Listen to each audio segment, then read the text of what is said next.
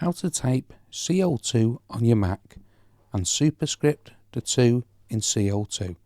So I'll show you in Microsoft Word here. So I have CO2 3 times. I'm going to show you 3 different options.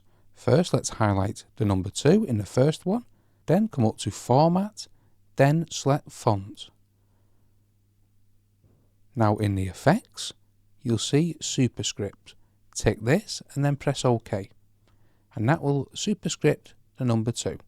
Now the second way, let's delete the number 2 this time and hold down Command, Shift and Spacebar, and this will bring up the character viewer.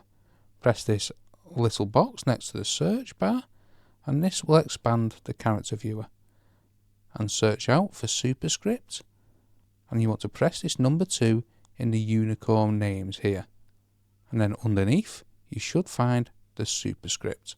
Double press it to add it to your document. Now the third way is to highlight the number 2 and come up to this little X with the 2 underneath it, and this is the Superscript.